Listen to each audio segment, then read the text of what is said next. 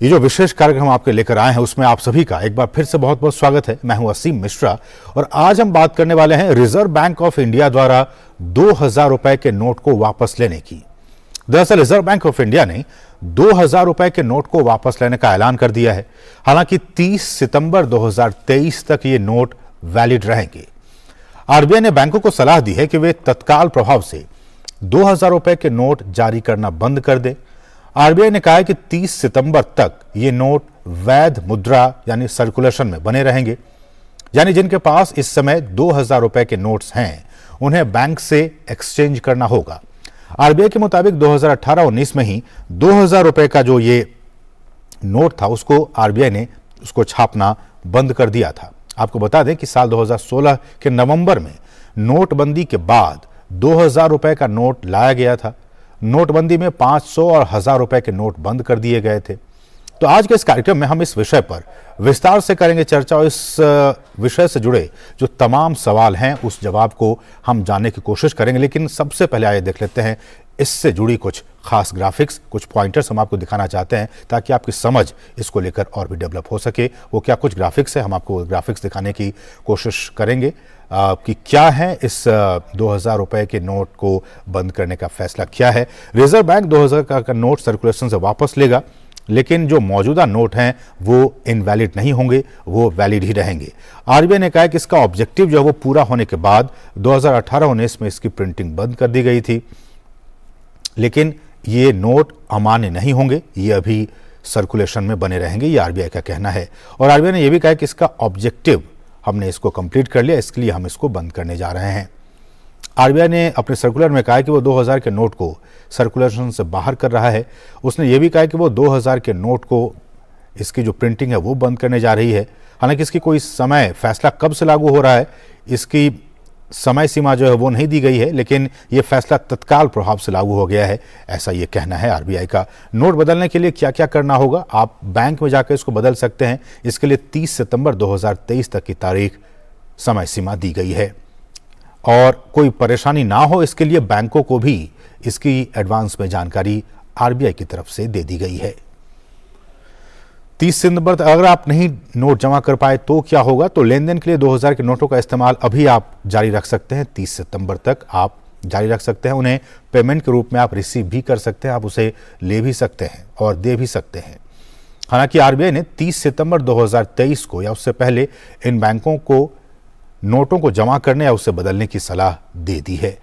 RBI ने कहा है कि उससे पहले ये बैंक उसे आप ले सकते हैं।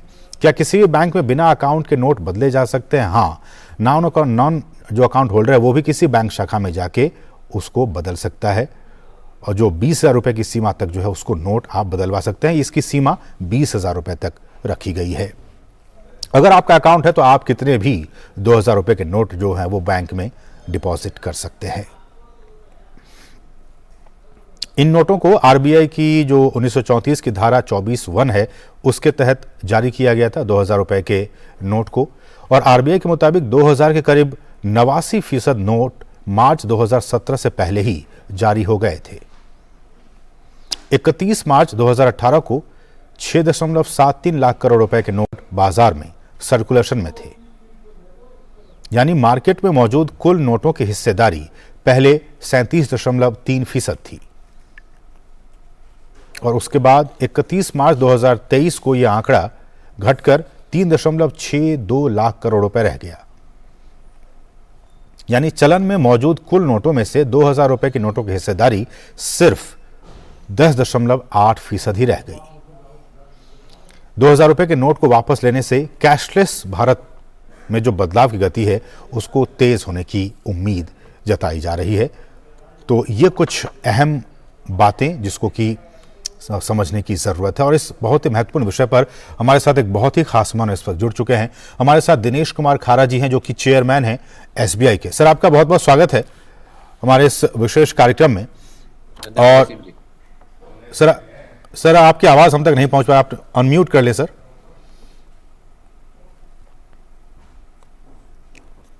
धन्यवाद असीम जी।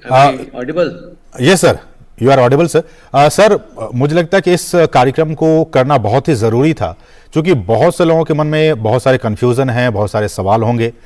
तो मुझे लगा कि इससे बेहतर, आपसे बेहतर कोई इसे समझा नहीं सकता है। बहुत से लोग एसबीआई से जुड़े हुए हैं, तो मुझे लगता है कि आप जब इस हमारे साथ मंच पे जुड़े हुए हैं, आपसे ये सवाल करना बहुत ही लाजमी होगा कि जब सरकार ने यह फैसला किया, आरबीआई ने यह फैसला किया सर, कि 2000 रुपये का जो नोट है अब वो प्रिंट नहीं होगा, एक समय सीमा दे दी गई है कि अब उस समय सीमा तक आप इसको जाके बैंक में जमा कर सकते हैं, इसको बदलवा सकते हैं। सर, इसके सबसे पहले ये क्या है फैसला और इसके क्या कुछ प्रभाव आप देखते हैं? देखिए, ऐसा है कि 2000 रुपए का नोट जो है 2016 नवंबर में इसको जारी किया गया था और इसका उद्देश्य था रीमोनेटाइजेशन, क्विक रीमोनेटाइजेशन। जी। क्योंकि डिमोनेटाइजेशन के बाद इमीडिएटली जरूरत एक फेल्ट नीड थी कि कुछ एक बड़ी करेंसी जरूर होनी चाहिए जो कि इकोनॉमी को ट्रांजैक्शन में सपोर्ट कर पाए। तो उस उद्देश्य से इसका जो है प्रचलन प्रारंभ किया गया था और इसीलिए जो है आपने जैसा कहा कि 2019 से इसका प्रिंटिंग भी बंद हो गया जी। और जो कि ये 2017 मार्च में इसके जो 2000 रुपए का नोट जो है तकरीबन 50% था सर्कुलेशन में, टोटल करेंसी का 50% था और आज जो है वो घटकर तकरीबन 11% के करीब ये नोट रह गया है। 2019 से इसका प्रिंटिंग बंद हो गया। तो जब आप करेंसी का दो उद्देश्य होते हैं, एक तो स्टोर ऑफ वैल्यू और दूसरा ट्रांजैक्शन वैल्यू जी। तो अगर आप देखें अभी हाल फिलहाल जो है ट्रांजैक्शंस के पॉइंट ऑफ व्यू से यूपीआई जो है एक बहुत इंपॉर्टेंट माध्यम बन गया है और तकरीबन यूपीआई और करेंसी को टोटल मिला लें तो तकरीबन 63-64% of the GDP is transacted through UPI and currency. UPI का कंट्रीब्यूशन उसमें से तकरीबन 51% है और करेंसी का सर्कुलेशन तकरीबन 12% है।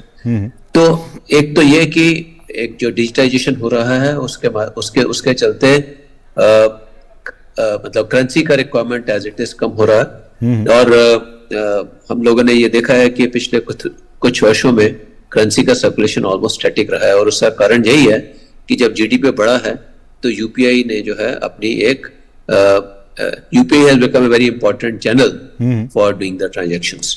तो इस कारण से जब ये देखा गया कि ये करेंसी सिर्फ 10% ही रह गई और जिस उद्देश्य से इसको जारी किया गया था वो उद्देश्य जो अब अचीव हो चुका है, तो इसलिए मेरे को लगता है कि ये आरबीआई द्वारा ये निर्णय लिया गया है कि इसको जो है सर्कुलेशन से विड्रॉ किया जाए। लेकिन साथ ही साथ ये भी मैं कहना चाहूंगा कि आरबीआई का सर्कुलर बड़ा क्लियर है कि it continues to be legal tender और अभी फिलहाल इस सर्कुलर में 30 सितंबर तक की बात की गई है और 30 सितंबर के बाद क्या होगा वो समय 30 सितंबर के करीब हमें मालूम पड़ेगा कि इसमें क्या किया जाएगा। और गत वर्षों में भी तो 2005-6 में भी जो है इस तरह का काम किया गया था जिसमें कि जो है करेंसी कुछ विड्रॉ की गई थी। तो ऐसा गत वर्षों में भी ऐसा कुछ किया गया है रिजर्व बैंक द्वारा। तो ये कोई ऐसा कुछ नया नहीं किया जा रहा, ये पीछे भी पिछले कुछ वर्षों में भी ऐसा काम किया गया है जी। और अभी जो आरबीआई का सर्कुलर आया है उसके माध्यम से चूंकि ये लीगल टेंडर है और जो लोग खाता अपना बैंक में मेंटेन करते हैं तो वो अपना अकाउंट में जमा करा सकते हैं और उसमें जो भी हमारे को जो कंप्लायंस की रिक्वायरमेंट्स रहती हैं, more than a particular level of currency जब हम रिसीव करते हैं तो हमें जो भी उसकी रिक्वायरमेंट्स रहती हैं वो सब हमें कंप्लाई विद करनी पड़ेंगी। लेकिन जो लोग अपना खाता नहीं भी मेंटेन करते उनके लिए भी 20,000 रुपए तक का ये इसका जो है एक्सचेंज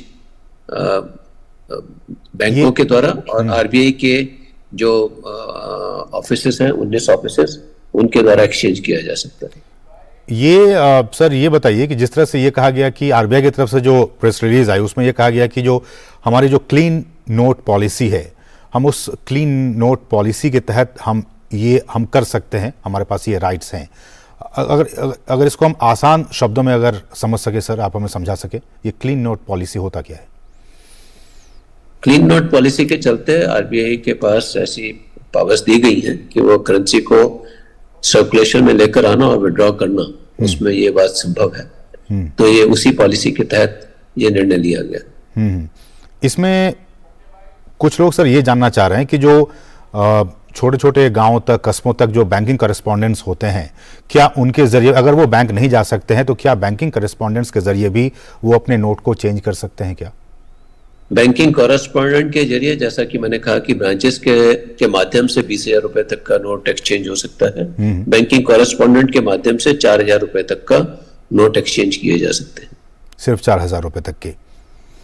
अगर बैंक की शाखा में जिनको जाना पड़ता है, और क्या किसी बिजनेस के मकसद से या किसी दूसरे मकसद से अगर वो उन्हें 20,000 रुपए से अधिक की आवश्यकता है नकदी की, ऐसी स्थिति में वो क्या कर सकता है? नहीं, ये तो सर 2,000 रुपए एक्सचेंज करने की बात है ना। अगर नकदी चाहिए उनको तो बाकी करेंसी तो अवेलेबल है जी। क्या इस एक्सचेंज के लिए ग्राहकों को किसी तरह के पैसे देने की जरूरत है? नहीं, ये जो है this will be free of cost. अगर कोई बैंक 2,000 रुपए के नोट जमा करने से इनकार करता है तो क्या होगा? ये तो आरबीआई ने इंस्ट्रक्शंस बड़े क्लियरली दिए हैं, सभी बैंकों को ये सर्विसेज ऑफर करनी रहेंगी। और अगर 30 सितंबर तक अगर कोई व्यक्ति सर, अगर वो जमा नहीं करा पाया, एक्सचेंज नहीं करा पाया, तो क्या होगा? उस विषय में अभी आरबीआई के सर्कुलर में कुछ गाइडेंस नहीं दिया गया है। हमें 30 सितंबर के करीब कुछ इस बारे में कुछ जैसा भी आरबीआई द्वारा गाइडेंस दिया जाएगा वो हम अपने ग्राहकों को समय पर उपलब्ध करवा देंगे। एक बार सर फिर से मैं पूछना चाहूंगा कि क्या जिस व्यक्ति का किसी बैंक में जिस बैंक में वो जा रहा है चेंज करने के लिए, अगर उस बैंक में उसका अकाउंट नहीं है तो भी क्या वो चेंज कर सकता है? हाँ, ये तो जो है नॉन कस्टमर के लिए एक्सचेंज की सर्विसेज तो जो है किसी के लिए भी अवेलेबल है। इसमें सर बहुत से लोग ये भी कह रहे हैं, जो जानकार हैं, कि जो आपने कहा कि एक तो डिजिटल इकोनॉमी की तरफ हम लगातार बढ़ते जा रहे थे, इसलिए भी सरकार ने यह फैसला लिया, लेकिन बहुत से जानकार ये भी सर कह रहे हैं कि जो मनी लॉन्ड्रिंग है उस पर भी कहीं ना कहीं ब्रेक लगी है इस दौरान, और जो आतंकवाद है इस पर भी लगाम लगने का काम हुआ है इससे। क्योंकि ये नोट बहुत ज्यादा सर्कुलेशन में था नहीं, तो इसलिए वो किस हद तक इस उद्देश्य से इसको यूज किया जा रहा था, मैं उसको कहने में असमर्थ हूँ। अच्छा, चलिए, बहुत बहुत शुक्रिया सर दिनेश खारा सर, आपका हमारे साथ जुड़ने के लिए, एसबीआई के चेयरमैन, और इन तमाम बातों को हमारे साथ साझा करने के सर आपका बहुत बहुत शुक्रिया सर, बहुत बहुत शुक्रिया दिनेश खारा जी। धन्यवाद। हमारे साथ एक और खास मेहमान इस विषय पर जुड़ चुके हैं। हमारे साथ डॉक्टर चरण सिंह जी हैं, जो कि पूर्व चेयरमैन हैं पंजाब और सिंध बैंक के, और साथ ही साथ वो इकोनॉमिस्ट भी हैं। डॉक्टर चरण सिंह, आपका बहुत बहुत स्वागत है। सर, बहुत सारे सवाल हैं लोगों के मन में, लेकिन दिनेश जी भी जुड़े हुए, तो उनके साथ जो आम लोगों के सवाल हैं वो हमने उनसे जानने की कोशिश की। लेकिन इसका इम्पैक्ट सर इकोनॉमी पे, जब 2000 के नोट लाए गए थे उस वक्त क्या कुछ इम्पैक्ट पड़ा था, और आज जब आरबीआई ने यह फैसला किया है कि हम अब इसकी प्रिंटिंग नहीं करेंगे, अब ये 2000 के नोट बंद हो गए, इसका इम्पैक्ट इकोनॉमी पे आपकी नजर में? देखिए, ये जो 2000 के नोट हैं, ये जैसे आपने अभी सुना, और उसमें भी कहा गया रिजर्व बैंक के सर्कुलर में 2016 में इंट्रोड्यूस हुए थे, जब डिमोनेटाइजेशन हुआ था। 500 और 1000 का नोट जा रहा था, और क्योंकि उस टाइम पे एटीएम्स में वो अरेंजमेंट नहीं था, तो जल्दी से लोगों को पैसा पहुंचाने के लिए 2000 रुपए का नोट इंट्रोड्यूस किया गया था। तो जैसे आपने कहा, सर्कुलर में भी आया कि उस टाइम पे सबके पास पैसा पहुंच गया, और वो जो उसका कर्तव्य था, जो उसको काम करना था, वो हो गया। 2018 के बाद ये नोट प्रिंट ही नहीं हुआ है। अगर आप रिजर्व बैंक की एनुअल रिपोर्ट देखें तो आप देखेंगे, पिछले 3 साल का लेटेस्ट रिपोर्ट में देख लीजिए, जो मई 2022 में आई थी। पिछले 3 साल से ना उसका इंडेंट हुआ था, ना वो सप्लाई हुआ था, तो नोट बना ही नहीं है 2000 का नोट। और 2000 का नोट, जैसे अभी भी बता रहे थे, करीब 20,000 है वॉल्यूम में, और उसकी कीमत करीब 4 लाख करोड़ के करीब है, और ये वो घटती जा रही है। अगर आप 17 से उसको मेजर करेंगे, 17-18 में, 18-19 में, तो वो घट के करीब 10% के करीब हो, बहुत ज्यादा नहीं है। बिल्कुल। अब आपने एक सवाल जो पूछा कि क्या इसमें कुछ मनी लॉन्ड्रिंग या उसका कोई डर है? हाँ, बिल्कुल डर है, क्योंकि आप देखिए, जो 2000 का नोट है, रिजर्व बैंक ने ही पिछले वर्ष एक सर्वे किया था। सर्वे में उन्होंने पूछा था कि आपको कौन सा नोट चाहिए और कौन सा आप बहुत ज्यादा इस्तेमाल करते हैं और कौन सा आपको बिल्कुल लाभदायक नहीं है। तो उस सर्वे में उन्होंने पाया कि 2000 का जो नोट है वो लाभदायक नहीं है, तो लोग रखना नहीं चाहते हैं। अगर आप काउंटरफीट का डेटा देखें, वो भी एनुअल रिपोर्ट में पिछली बार आया है, तो 21-22 में जो काउंटरफीट नोट 2000 के मिले हैं वो 20-21 के निस्बत डबल है। इसका मतलब है कि इसमें कुछ तो गड़बड़ हो रही है 2000 के नोट में। जहां तक मनी लॉन्ड्रिंग का सवाल है, तो डर होता ही है कि अगर आम आदमी रोजमर्रा जिंदगी में ये नोट यूज नहीं कर रहा है तो ये नोट जा कहां रहे हैं। आमतौर पे आप जानते ही हैं कि कोई भी नोट जब रिजर्व बैंक सप्लाई करता है तो प्रिंट करके सिस्टम में डालता रहता है और 6 महीने 8 महीने 1 साल के बाद वहां से उसको सक करता रहता है, क्योंकि नोट फट जाते हैं, उसका रंग निकल जाता है या वो सॉइल हो जाते हैं। जो 2000 का नोट है वो एक बार सिस्टम में डाल दिया जाता है, कहीं जाके बैठ जाता है, वापस आता ही नहीं है। उससे एक और अंदाजा लगता है कि होर्डिंग के काम में आ रहा होगा। तो इसलिए जो सरकार ने ये फैसला लिया है उससे मुझे लगता नहीं कि आम मरा जिंदगी में या अर्थव्यवस्था पे उसका कोई असर पड़ेगा, क्योंकि आम लोग तो आजकल छोटी छोटी गोलगप्पे की रेडी पर भी आप देखते हैं कि भीम या पेटीएम से पेमेंट हो जाती है। लेकिन चरण सर, जैसा कि दिनेश जी ने कहा, दिनेश जी ने बहुत ही महत्वपूर्ण बात कही। उन्होंने कहा कि सरकार का ये लक्ष्य था कि डिजिटल इंडिया की तरफ हम आगे बढ़ें, और जो यूपीआई ट्रांजैक्शन के जो आंकड़े आ रहे हैं लगातार साल दर साल महीने दर महीने वो लगातार जंप करता जा रहा है। तो इससे ये भी स्पष्ट हो रहा है कि लोग फिजिकल नोट की जगह डिजिटल ट्रांजैक्शन पे ज़्यादा भरोसा कर रहे हैं, और जब वो एक मकसद पूरा हो गया सरकार का तो इतने बड़े वैल्यू के नोट को मार्केट में रखने का कोई उद्देश्य नहीं रह गया था, कोई मतलब नहीं रह गया था। बिल्कुल मैं आपके साथ सहमत हूं। एक और बात भी है, कोविड के बाद आप जानते हैं हर आदमी डरा होता है, और एक नोट को जब आप हाथ लगाते हैं आपको डर लगता है कि किस किस हाथ से गुजर कर ये नोट आया है। तो वो डर से भी आप देखते हैं कि डिजिटल पेमेंट और जैम ट्रिनिटी के नीचे फोन से या इंटरनेट बैंकिंग पे काफी असर हो रहा है। विदेशों में भी अगर आप जाएं तो 50 का डॉलर या 100 रुपए का डॉलर लेके अगर आप दुकान में चले जाएं तो वो दुकान वाला डर जाता है कि आप कहां से आए। $10 $20 का आमतौर पे वहां चलता है। उसी तरीके जब रिजर्व बैंक ने इंडिया में सर्वे किया पिछले वर्ष तो उन्होंने पाया कि 100 रुपए का नोट जो है वो सबसे पसंद नोट है, हर एक कोई वो लाइक करता है। तो 2000 का नोट सच्ची में बहुत बड़ा नोट था और उसकी कोई जरूरत आवश्यकता नहीं थी, और सरकार ने जब उसको बाहर निकाला है तो मुझे लगता नहीं कि अर्थव्यवस्था पे कोई फर्क पड़ेगा। ये नोट कहां पर पड़ा हुआ था, किस काम में आता है? अगर तो होर्डिंग के काम में आता है तो जो लोग मनी लॉन्ड्रिंग या होर्डिंग करते हैं उनका अगर वो सिस्टम से बाहर हो गया तो फिर रोजमर्रा जिंदगी में प्रॉब्लम नहीं। लेकिन चरण सर, कुछ जो पॉलिटिकल में जो प्रतिक्रियाएं आ रही हैं पार्टियों की, वो भी यही बात कह रहे हैं कि अगर इसका इम्पैक्ट, जब सरकार कह रही है कि इसका कोई इम्पैक्ट नहीं पड़ेगा इकोनॉमी पे, तो फिर उनका कहना है कि फिर लाया ही क्यों गया था। ये लाने का एक बहुत बड़ा कारण था उस टाइम पे, जब 500 और 1000 का नोट आपने डिमोनेटाइज किया तो लोगों के हाथ में उस टाइम पे करेंसी नहीं आ रही थी, और फिर ये भी पाया गया था कि जो हमारे एटीएम है जहां से काफी पैसा निकलता है उसमें भी वो उस टाइम पे वो मशीन के पुर्जे नहीं थे जहां से वो नोट निकाल पाए। रिकैलिब्रेट करना पड़ गया था बहुत सारे एटीएम्स को, मुझे याद है देश भर के। जी 2000 के नोट ने रीमोनेटाइजेशन का बहुत बड़ा रोल प्ले किया था। एक बात मैं और कहनी चाहूंगा, एक हमारा देश ही है, विचित्र देश है कि इसमें टैक्स टू जीडीपी रेशियो 17% 17% चलती है, जबकि हम चाहते हैं कि अमेरिका जैसी हमारी सड़कें चमकदार हों, वहां पर करीब 36% टैक्स टू जीडीपी रेशियो चलती है।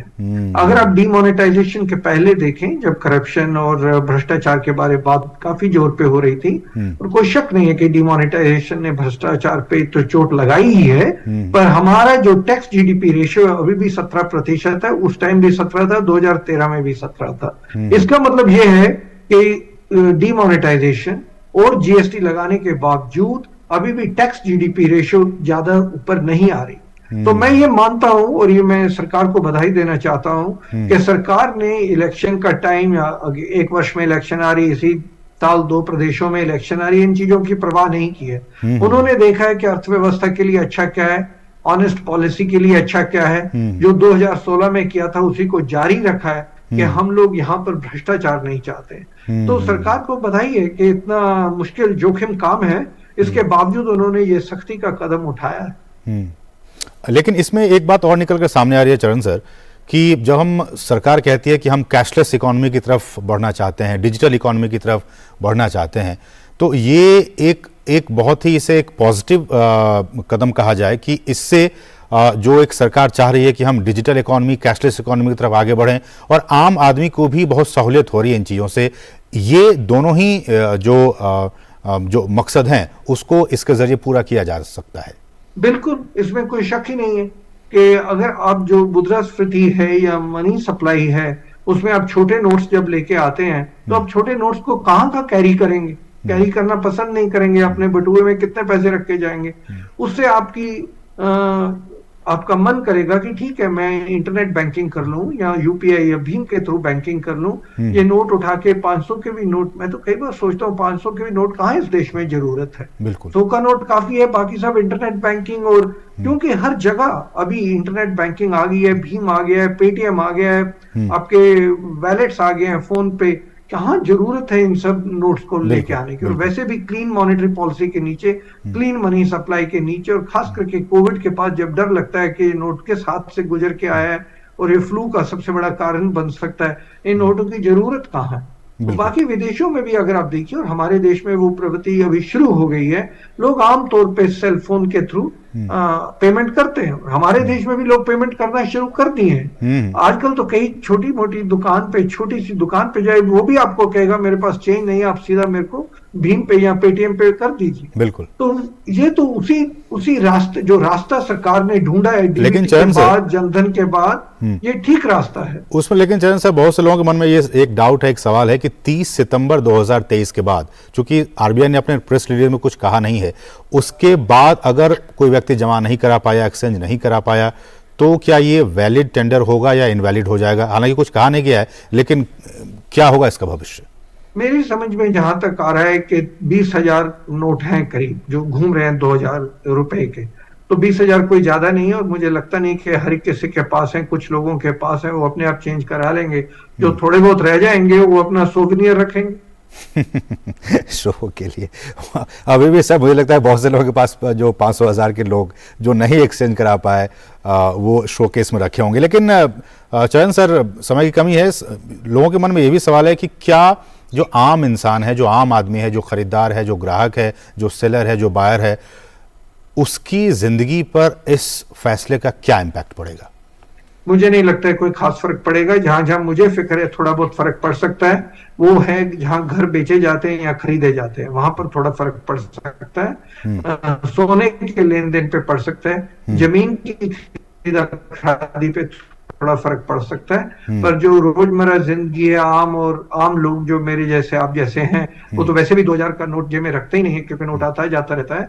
तो इसलिए मुझे नहीं लग रहा है कि किसी खास तरीके से किसी खास एरिया में इसका कोई इम्पैक्ट होने वाला है। इकॉनमी बहुत रोबस्ट चल रही है, 7% के करीब चल रही है, बैंक बहुत स्ट्रांग चल रहे हैं, और ये उस तरीके की सिचुएशन नहीं है जो 2016 में हुई थी, इसलिए ना घबराने की जरूरत है। सिर्फ 20,000 नोट हैं पूरे अर्थव्यवस्था में, वो ज्यादातर कहीं पड़े होंगे, अपने आप बाहर आ जाएंगे बैंकों के जरिए। चूंकि सर आप पूर्व अध्यक्ष भी रह चुके हैं पंजाब और सिंध बैंक के, बैंकों की सेहत पर, उसकी हेल्थ पे कोई इसका इम्पैक्ट आप देख पा रहे हैं? बिल्कुल नहीं। बैंक, जहां तक मेरी समझ में, बैंक आ रहे हैं, एकदम रोबस्ट बैंक खड़े हैं। आपने देख ही लिया है जिस तरीके अमेरिका में बैंक डगमगाए हैं, हमारे देश में इंटरेस्ट रेट पॉलिसी बहुत रिस्पॉन्सिबल चल रही है, बहुत सूझबूझ के साथ इन लोगों ने काम लिया है। दोनों मॉनेटरी पॉलिसी और सरकार की फिस्कल पॉलिसी ने, बैंक एकदम रोबस्ट है। उनकी कैपिटल एडिक्वेसी रेशियोज देखिए एकदम सॉलिड है, रिटर्न ऑन एसेट देखिए, इस बार जो प्रॉफिट्स निकाल रहे हैं, जितने उन्होंने बफर बनाए अपने लिए, एकदम सॉलिड चल रहे हैं। तो कोई बैंकों पे इसका कोई खास असर। चरण सर, समय की कमी है, आखिर में आप चूंकि फॉर्मर बैंकर रह चुके हैं, इकोनॉमिस्ट हैं, दर्शकों से, देश की जनता से क्या कुछ कहना चाहेंगे इस फैसले को लेकर? मेरी राय में सरकार को बधाई है जिन्होंने अपनी मजबूती दिखाई है इलेक्शन का दौर आने के बावजूद। दूसरी बात, मुझे लगता है अर्थव्यवस्था पे कोई खास फर्क नहीं पड़ने वाला है। जैसे मैंने कहा है, कुछ क्षेत्रों में थोड़ा बहुत फर्क पड़ सकता है, पर उससे पूरी अर्थव्यवस्था पे कोई खास फर्क नहीं पड़ेगा। तीसरी बात, कोई पैनिक होने की जरूरत नहीं है। जैसे मैं बार बार कह रहा हूँ, सिर्फ 20,000 नोट हैं, कोई ज्यादा नोट नहीं है, और कहीं अलग जगह बैठे हैं आप और मेरी जेब में तो 2 नोट से ज्यादा होंगे ही नहीं, तो हम अपने बैंक में कभी भी जाके उनको एक्सचेंज करा सकते हैं। तो ना पैनिक की जरूरत है। और मुझे लग रहा है कि देश की जो मजबूती चल रही है अर्थव्यवस्था की, वो उसी तरह बरकरार रहेगी और जी। उसी तरीके से बैंक सॉलिड परफॉर्मेंस दिखाते रहेंगे। चलिए सर, बहुत बहुत शुक्रिया सर हमारे साथ जुड़ने के लिए और इस बहुत ही महत्वपूर्ण विषय पर जो डाउट्स हैं लोगों के मन में उसको क्लियर करने के लिए। चरण सिंह सर, आपका बहुत बहुत शुक्रिया। आप पूर्व चेयरमैन हैं पंजाब और सिंध बैंक के। तो इसके साथ ही हम आप सभी से एक बार फिर से कहना चाहेंगे इस प्लेटफॉर्म के इस मंच के जरिए कि अगर आपके पास भी 2000 रुपए का नोट है तो आरबीआई ने और सरकार ने कहा है कि 30 सितंबर तक, उसके बाद की स्थिति अभी आरबीआई की तरफ से क्लियर नहीं है, लेकिन 30 सितंबर तक आरबीआई ने कह दिया कि आप उस 2000 रुपए के नोट को आपके नज़दीकी जो भी ब्रांच हैं किसी भी बैंक के, आप उसमें जाके उसको एक्सचेंज करवा सकते हैं। ये लीगल टेंडर वैध मुद्रा बनी रहेगी 2000 रुपए का नोट, ये सबसे, और बिल्कुल भी पैनिक होने की ज़रूरत नहीं है। तो इसके साथ इस विशेष कार्यक्रम में बस इतना ही। मुझे और हमारी पूरी टीम को दीजिए अनुमति। नमस्कार।